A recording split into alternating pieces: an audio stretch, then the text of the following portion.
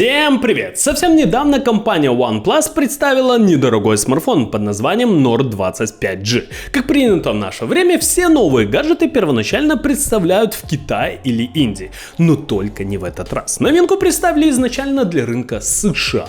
Но многочисленные фанаты, а также простые пользователи ждут презентацию флагманского смартфона, а именно OnePlus 10, который займет в линейке производителя нечто промежуточное положение между смартфонами OnePlus 10 Pro и OnePlus 10R.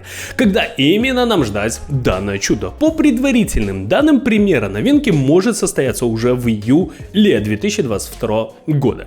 Первой страной, где стартуют продажи, станет именно Индия, а не США, как в примере с гаджетом Nord N25G.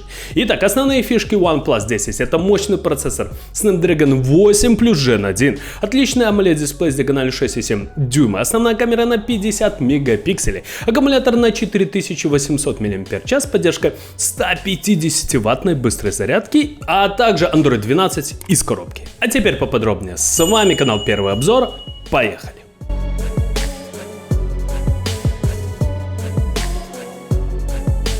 Минуточку внимания. Я напоминаю, что сейчас на данный момент я полностью перехожу с YouTube в Яндекс.Дзен. Подпишитесь, кому нравится мое творчество, на меня в Яндекс.Дзен. Почему? Потому что там будут выходить ролики регулярно. И там вы будете получать всегда свежие новости. Почему я перехожу на Яндекс.Дзен? Потому что YouTube не платит нам. То есть действительно уже тяжело многим блогерам вести свой YouTube канал. Почему? Потому что нет денег. Вот такие дела.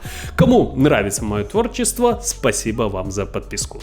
Как мы помним, ранее сообщалось, что смартфон будет использовать систему Dimensity 9000. Это 8-ядерный чипсет, который был анонсирован 18 ноября 2021 года и изготавливается по 4-нанометровому техпроцессу. Он имеет одно ядро Cortex X2 на 3.0, 3 ядра Cortex A710 на 2.8 и 4 ядра Cortex A510 на 1.8 ГГц. Но что-то пошло не так, и в последний момент разработчики выбрали вместо нее Snapdragon 8 плюс Gen 1. И на мой взгляд, это правильное решение. По словам компании Qualcomm, версия Plus обеспечивает на 10% более высокую производительность процессорных ядер, на 10% более высокую тактовую частоту графики и, главное, потребляет на 15% меньше энергии, обеспечивая почти час дополнительного времени без подзарядки в игровом режиме или в режиме просмотра соцсетей. То есть все продумано, все, по крайней мере, звучит очень и очень хорошо.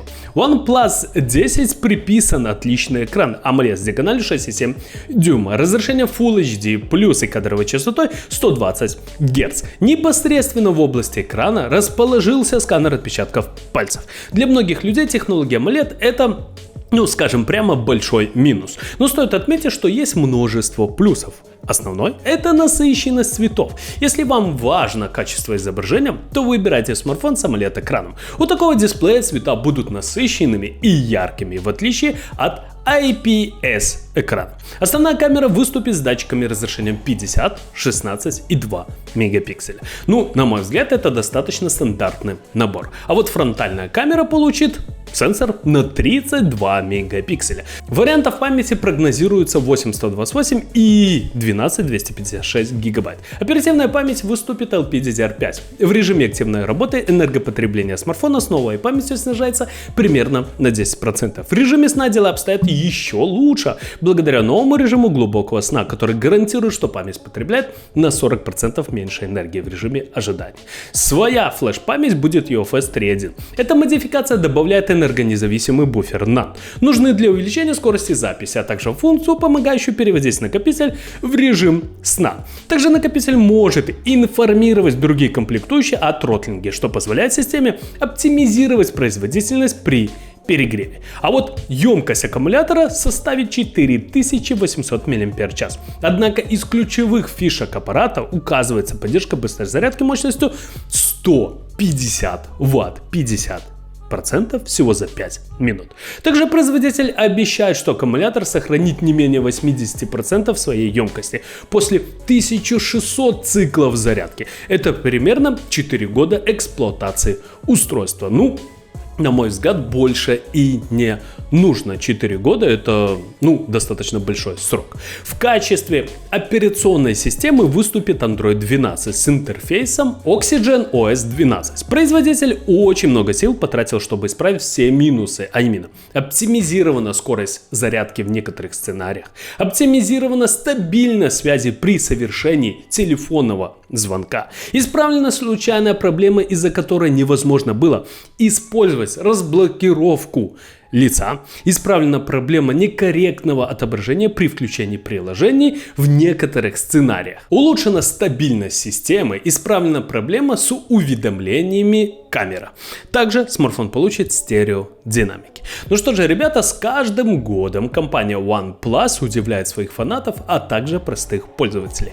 Вы должны понимать, что все-таки это очень и очень хороший бренд. Почему? Потому что с каждым годом мы получаем все лучше технические характеристики, но цена устройства нас удивляет, потому что если взять такие технические характеристики и поместить их в смартфоны от компаний Samsung, Apple и так далее, то они бы стоили, как минимум в 2 раза дороже. И это очень хорошо, что у нас есть выбор в наше непростое время. Это очень важно. Также вы должны понимать, что данный телефон получит очень быструю зарядку на 150 Вт. 50% всего за несколько минут зарядки. Это очень крутой результат. Это, на мой взгляд, действительно важная вещь, которая вас должна подтолкнуть к покупке именно данного смартфона. Также, что немаловажно, мы получим Snapdragon 8 Plus Gen 1. Для кого-то это плюс, для кого-то это минус. Почему это минус? Потому что данный процессор будет перегреваться. Да, он, можно сказать, сейчас энергоэффективнее стал, но все же он, конечно же, по сравнению с Dimensity 9000, скажем, прямо отстает. Почему сейчас все флагманы, все производители кинулись на процессоры от компании MediaTek? Почему? Потому что они остаются холодными в непростое время. То есть играете вы в производительные игры, данный процессор остается холодным. Сидите вы в интернете, используете многочисленные программы энергоресурсные, все равно данный процессор остается холодным. Да, есть нагрев, но он не такой большой, как в процессорах от компании Qualcomm. Так вот, это очень важный пункт. То есть, если вы ищете холодный смартфон, на мой взгляд, данное решение не для вас. Но тут есть все, что нужно для требовательного пользователя. AMOLED-экран, камера на 50 мегапикселей, очень быстрая зарядка, очень быстрый процессор. То есть все есть, покупаем и пользуемся. Также свеженький Android из коробки. Вот такие дела. Кому понравилось видео, ставим лайки, подписываемся на канал. Всем спасибо, всем пока.